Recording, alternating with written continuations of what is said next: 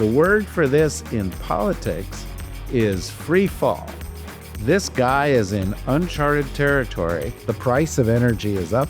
The price of food is up. Job production in the United States is in a lousy place. Trump and his billionaire buddies are saying to the key parts of their base, we'll set up an autocracy, you'll get to keep your jobs, and we'll advance your racist white nationalist agenda if you just allow us to keep stealing money and enrich ourselves and pass tax bills that help billionaires and screw everybody else.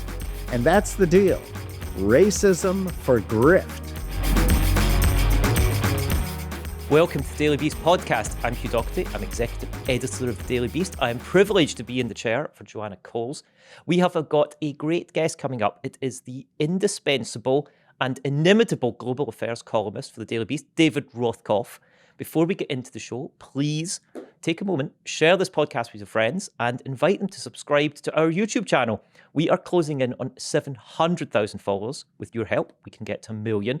And it's thanks to everyone who has subscribed and been part of the Daily Beast family that we have such amazing guests. So please help us spread the word.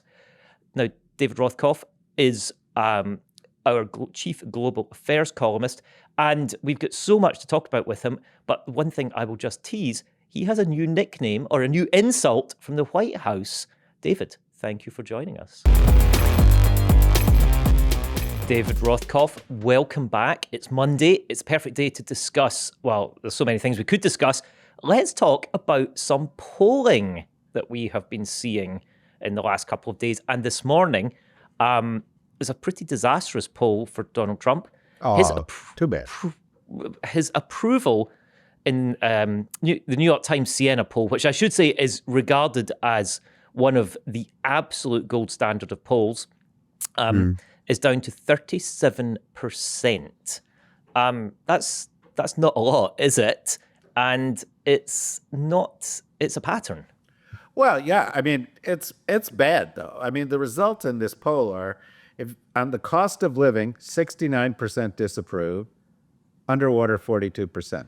On the war in Iran, 65% disapprove, underwater 34%. On the Israeli-Palestinian conflict, 62% disapprove, underwater 31%. On the economy, 64% disapprove, underwater 31%. On immigration, his strong suit, his best subject in school, 56% disapprove, underwater 15%. And overall, on his job as president, as you say, only 37% approve, 59% disapprove. That's underwater 22%. The word for this in politics is freefall. This guy is in uncharted territory, and he's got nothing. Everything that he's trying, I'm going to go to China. I'm going to distract with that. I'm going to talk about my ballroom. I'm going to go and build a golden statue. I'm going to do this. Nothing's working for Donald Trump, and it's a political disaster scene. What I find kind of weird, and maybe, Hugh, you have some insight into this as a kind of de Tocqueville-like visitor from foreign shores to America, is why the Republicans are still lining up with this dude. Because we did have, a primary over the weekend in which Dr. Bill Cassidy lost because Trump hates him, and some pro-Trump people did better, and that's like in Indiana. And like this guy is like an anvil around the neck of the Republican Party, and yet they're like, oh, yes, sir, boss. We're in line. We're doing whatever you say. What is that about? I wish I knew. First of all, I'd have published a successful book like de Tocqueville did, and I would have things named after me as well. But we're going to have a big test on Tuesday of this question over the Republican Party and Trump, because Thomas Massie, who has been a consistent thorn in Trump's side over the Epstein files, is fighting a primary in his district of Kentucky against a very strongly endorsed Trump candidate. And this question is going to be, this is a referendum really on where's the Republican Party now? Well, yeah, it's a I do think we need to caution everybody here. The New York Times CNFO is correct. Trump is opposed on most issues by a supermajority of Americans, by 2/3 of Americans on most issues, on most of his policy initiatives. So he is in bad shape. What we're seeing in primaries, of course, is the most active Republican voters and what their view is. But they have demonstrated on a regular basis that they are out of step with the rest of the country. And so whether Massey wins or loses, Cassidy wins or loses, the Indiana people win or they lose, this is still only the primaries. And they've got to get to the general election. And they got some problems between now and the general election, which is nothing looks like it's going to get better. We are no closer to solving the war in Iran. The price of energy is up. The price of food is up. The job production in the United States is in a lousy place. There was just a poll last week in which 70% of Americans don't believe it's likely that they will ever own a home. This country is being squeezed. And so, to the Republicans and to MAGA, enjoy this last moment of thinking what you're doing works. And because I think if the general public gets to vote, and of course, that there is an if there. You use the word if. Yeah, well, I think yeah. Pointedly. I think we're sort of stripped down to core MAGA proposition right now. And what that is Trump and his billionaire buddies are saying to the key parts of their base, we'll protect you because we'll destroy democracy, we'll set up an autocracy, you'll get to keep your jobs, and we'll advance your racist white nationalist agenda if you just allow us to keep stealing money and enrich ourselves and pass tax bills that help billionaires and screw everybody else. And that's the deal. Racism for grift. That's the core proposition of the Trump era. Authoritarianism for wholesale corruption. That's the exchange that's taking place. Well, let's talk about what many people are going to I think, quite, sort of justifiably be talking about in terms of grift. Because as we're recording this, Trump has told a court, this is a kind of complicated story. Trump, as a private individual, has been suing the IRS over the leak of his tax returns. And he had been claiming $10 billion in damages. He had kind of difficulty in the courtroom because the judge, Kathleen Williams, a federal judge down in Miami, pointed out that he was suing effectively himself. That as the private individual was suing the executive branch, the president is, in his own view, the executive branch. So it's a bit problematic. Anyway, he's agreed to drop this $10 billion, and it appears that the agreement on the table that he has made with himself is for a $1.7 billion fund, which will go to people who are described as being victims of the Biden Justice Department. So it seems like a very naked. I think people used to call this a slush fund. Once you're up to 1.7 billion, slush seems a bit of a minimization. But this looks like supermarket sweep or something, going round the aisle and getting the money. Well, I just think we need to appreciate the moment that we're living in, because Trump promised a golden age, and we're getting one. This is a golden age of corruption in the United States, and Donald Trump is a corruption genius. Every single day, he wakes up.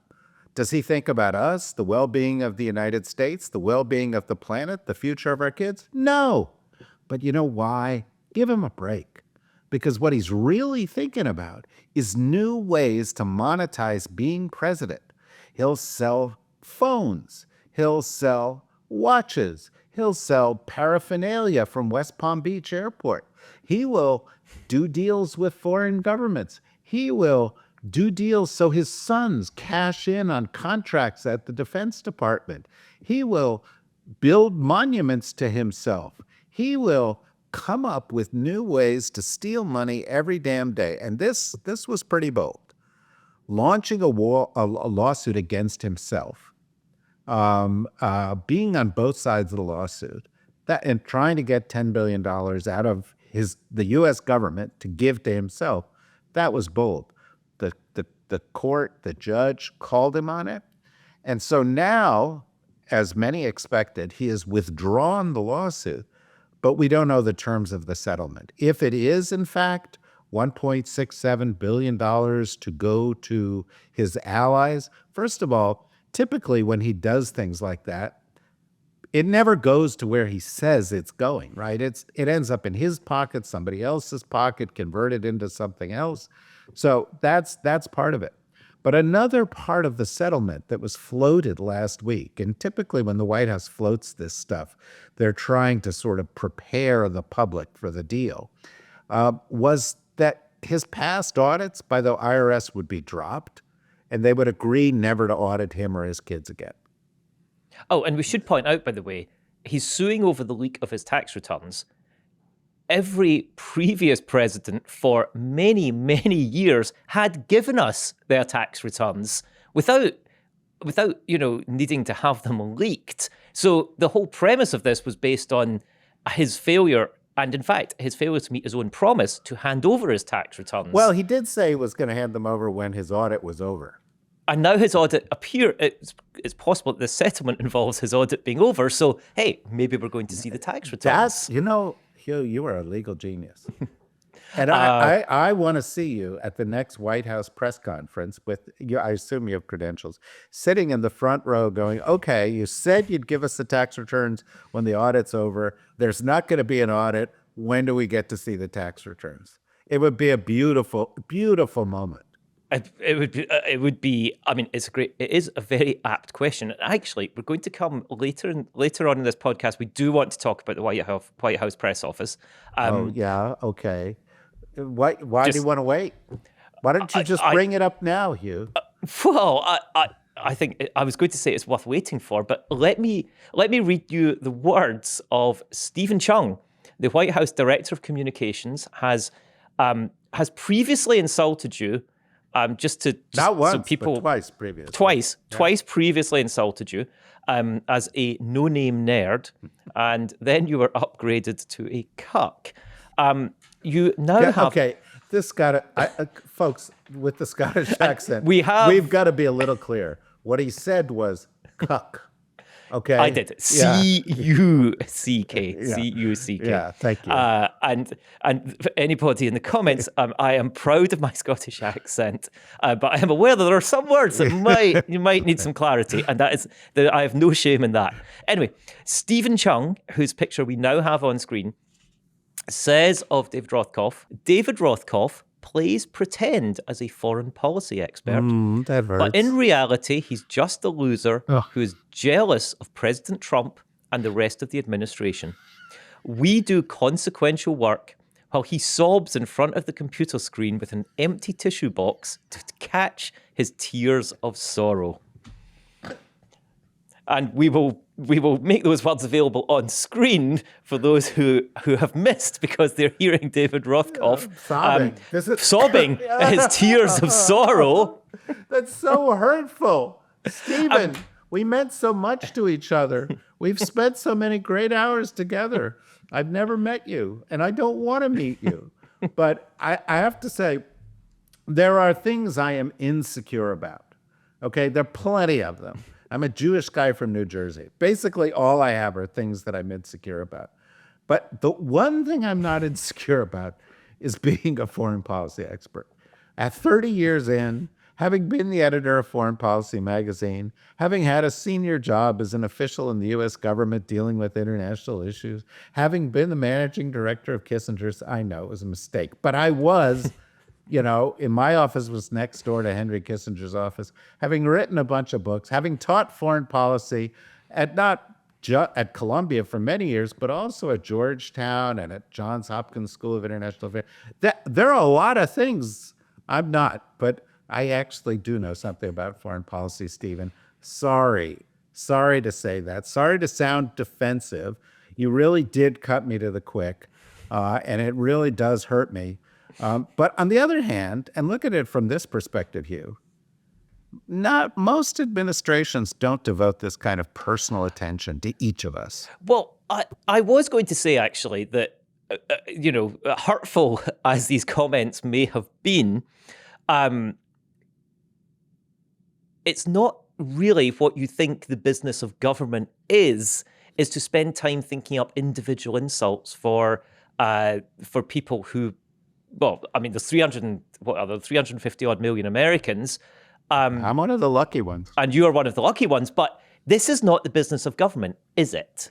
Well, there is a theory that the director of communications at the White House is supposed to be focused on communications, getting the word out to the American people of things like, well, why are we fighting this war? Or what actually got done on that China trip? Or what is the president's settlement on this deal that he's cut with himself on the IRS? Or when will we see the president's tax returns? Or when will they release the Epstein files? But you see, they don't like to do that stuff because it's the least transparent administration in American history. It's the most oriented towards obfuscation and obstruction of justice that has ever existed. They like to focus on two things. And one is going after the press head on. And moments before he put out this tweet, he screamed at David Sanger on the plane coming back from China and said he was a traitor because this was Trump, by the way, screamed at him, said he was a traitor for not revealing the truth about Trump's great military victory in Iran. He screams at poor Caitlin Collins and some of these other journalists on a regular basis. What I don't understand, if we can be serious about this for a second, is I know why I take it. I wasn't in the room with the guy. If the guy said that to me, I would respond. But most of these journalists, when the president says this to them or he abuses them, they take it and they then don't get together and respond. Where is the White House Correspondents Association? Why did they allow them to do this? Why don't they I'm not talking about me. I'm talking about, all these other real life reporters who are, subject to attack. It's all part of a big plan, however. And the big plan is to create as much space as possible for the lies of the president and the lies of the president's supporters by clearing away what they consider to be the distractions and underbrush of facts and truth. And that's why they are the most anti-free press administration that we have ever seen. They have been the most egregious in terms of their attacks on the First Amendment that we have ever seen.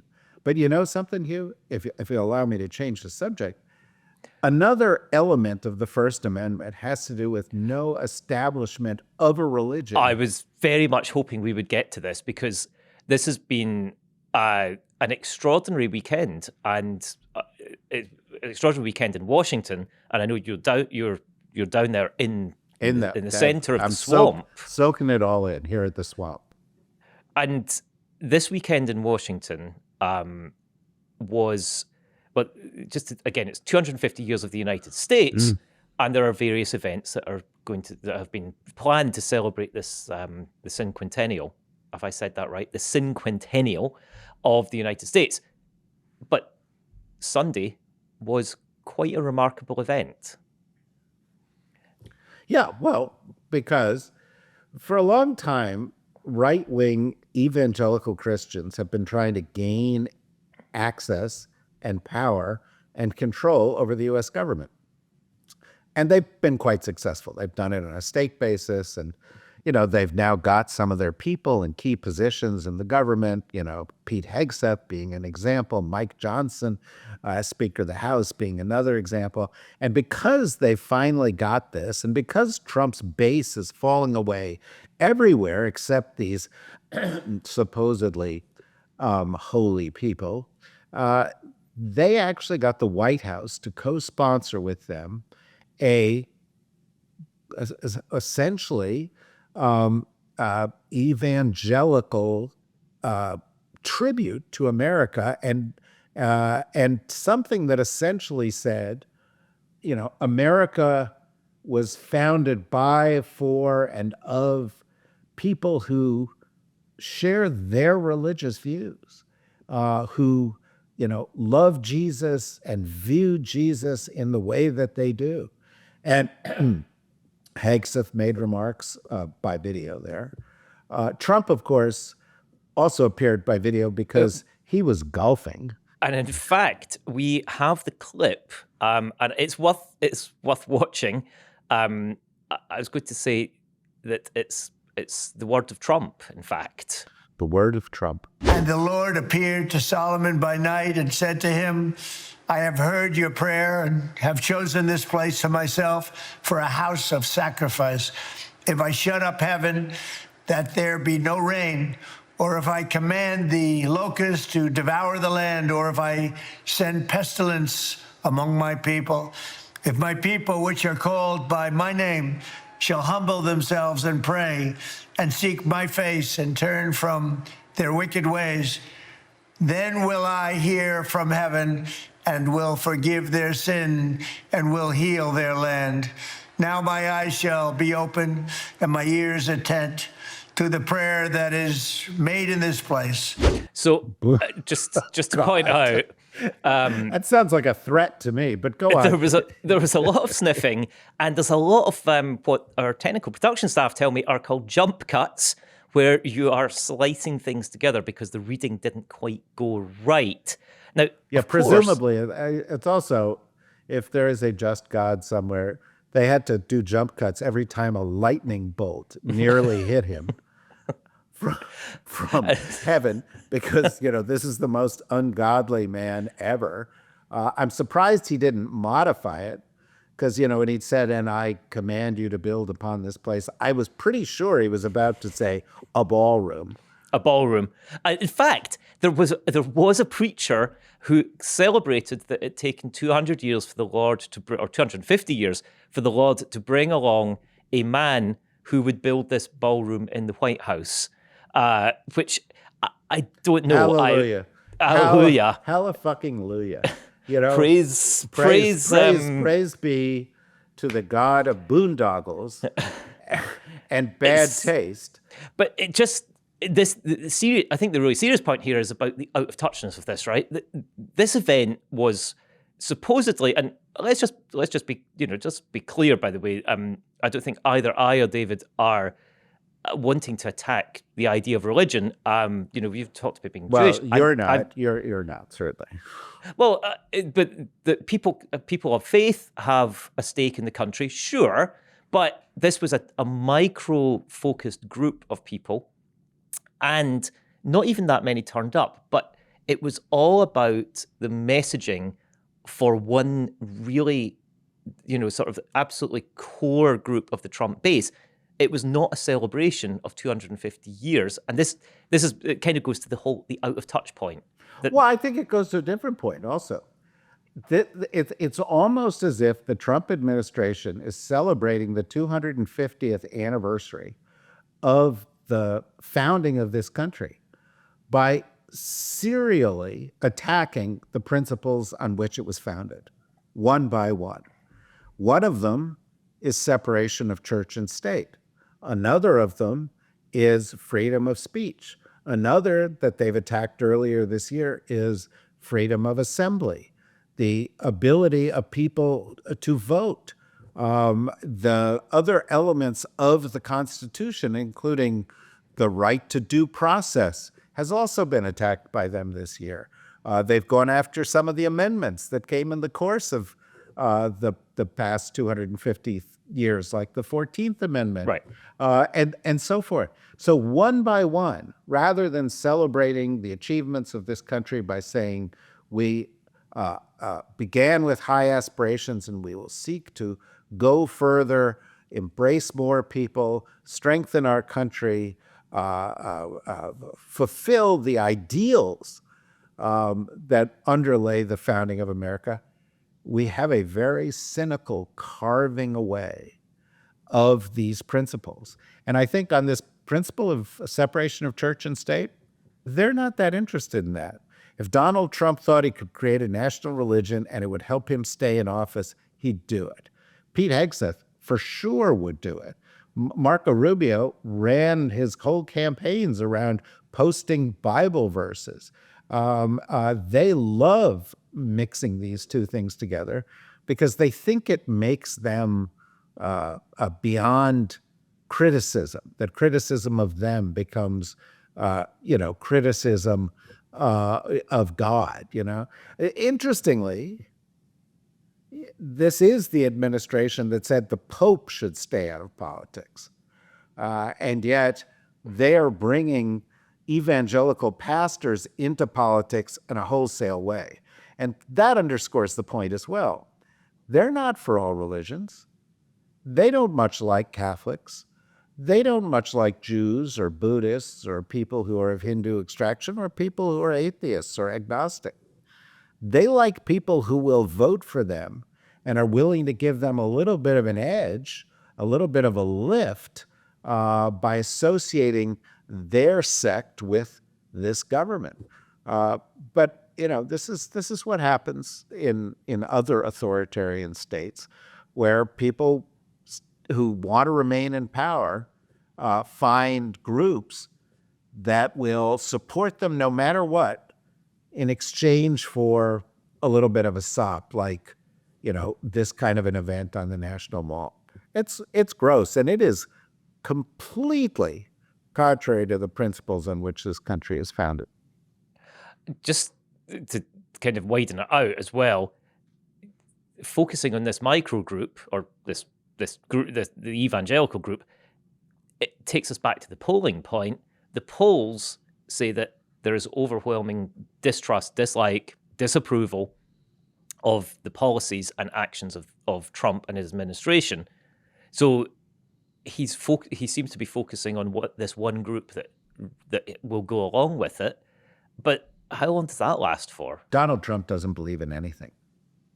He has no ideology, except for the ideology of Donald Trump. And he is willing to treat everything as a transaction. In fact, I think I misstated that.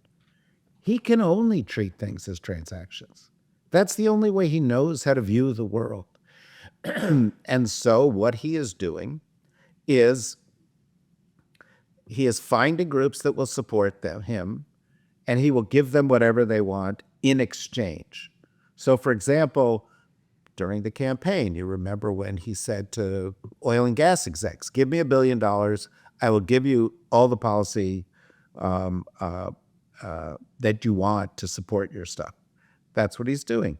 To other people who give money, they give money to him. He gives them pardons. He gives them appointments in the government. He gives them the kind of deals that they want. And for some of these groups, he'll say, well, in exchange for supporting me, in exchange for supporting the Republican Party, in exchange for supporting some of the ways that we are attacking the right to vote in America or other fundamental rights, if you support me, I will then lift you up and embrace you in a way that no other administration in U.S. history would. And Trump's been extraordinary on this. Think about how many times we've seen pastors in the Oval Office laying on hands, treating him as though he was a Christ-like figure. And then, of course, we have him in his social media depicting himself as a Christ-like figure. And that would be blasphemy, except to these groups, it's like he's sending them a message, which is, I'm with your program, I'm your golden calf, worship me, and I will give you whatever you want. And they, in fact, excused the worship of a golden Trump statue, which looked like a straightforward, that commandment's pretty simple, I would have thought. The one about having no idols before me, Yeah. that one, yeah. That one. That seemed like a simple breach, but apparently that was okay, according to some of the evangelicals who said, no, they're just showing respect. It also technically wasn't a gold statue because it was only gold plated, which kind of, on brand. But and Stephen Cheung's going to come after you, Hugh. I fear, David, that I am nowhere near you on the Stephen Cheung-ometer. That I will say he has described our great reporters as, among other things, glue sniffing and glue sniffers and crackheads. And Well, didn't Caroline Levitt say something like, the only way she can survive is if she doesn't think about the Daily Beast Yes. when she goes home? yes, and obviously she's on maternity leave. But Congratulations. why is the Daily Beast getting to these people in a way that other people don't seem to be getting to them? Like, Well, what's eating at them? I actually have a slight theory, and I don't want to sound too self-important. And by the way, I am, as everybody will know, I'm just stepping in for Joanna. This is not a coup. This is not a Timu Joanna. She will be back. But I think one of the things is that we, and especially you, David, have been willing to... No, I'm going to refer you as Timu Joanna from now on. But yeah, go on. We have been willing to speak about Trump's physical and mental state in a way that others have not. And I give a huge amount. Your back catalogue on this is fantastic. Well, I think no one in America has done more to make America aware of Donald Trump's cankles than you have, Hugh. You are going to win a Pulitzer Prize for cankle journalism, and you are going to deserve it. Only I represent a team here. We have reporters who cover this, but we have been willing to talk about this. And I say that because there's a very long, and I will say excellent piece in The Atlantic today by Jonathan Lemire, who is also on Morning Joe. And it's headlined, "A Different Kind of Fading President. Joe Biden became quieter while Donald Trump grows even louder."